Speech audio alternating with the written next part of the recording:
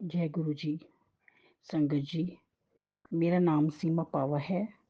मैं चरखी दादरी हरियाणा से हूँ। आज मैं आपको अपना एक एक्सपीरियंस शेयर करना चाहती हूँ, जो गुरु महाराज ने मुझे दिया है। एक बार मैं लंच में अपना काम कंप्लीट करके अपने कमरे में आती हूँ, तो उस कमरे में गुरु महाराज का स्वरूप एक सिंगल सोफ़े पे विराजमान है।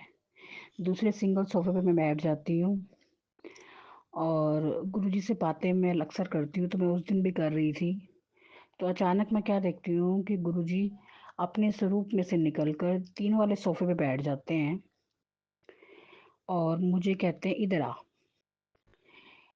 तो मैं क्या देखती हूँ कि मेरे अंदर से भी मेरे जैसी ही एक सीमा निकलकर गुरुजी के पास जाती है।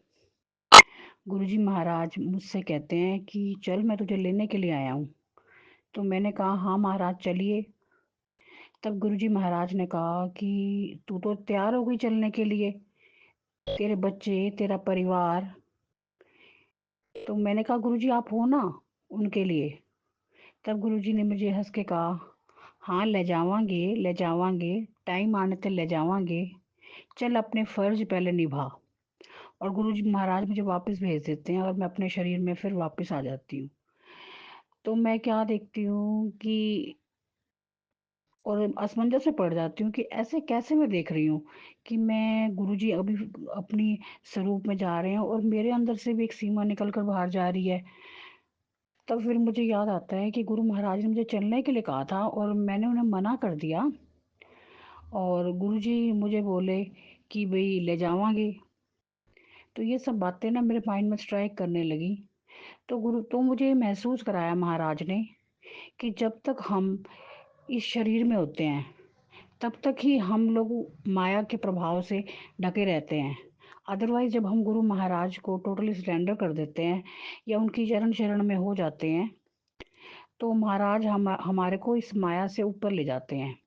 तब हम अपने फ़र्ज़ तो निभाते हैं, लेकिन सिर्फ़ फ़र्ज़ समझकर, इससे ज़्यादा कुछ नहीं। और गुरुजी ने मुझे यही मैसेज दिया कि अपने फ़र्ज़ों को निभाओ पर उनके अंदर संलिप्त मत हो और जब समय आएगा, वो हमें अपने आप ही ले जाएँगे। जब तक इस धरा पर रहेंगे वो हमारा यहाँ ख़्याल भी रखेंगे और आगे भी हमें अपने साथ ही रखेंगे। तो ये महाराज ने मुझे मैसेज दिया और मुझे लगा कि संगत तक ये मैसेज ज़रूर पहुँचना चाहिए कि हम टोटल सरेंडर करें, तो मालिक हमें अपनी चरण शरण में ज़रूर लेंगे। शुक्राना गुरुजी।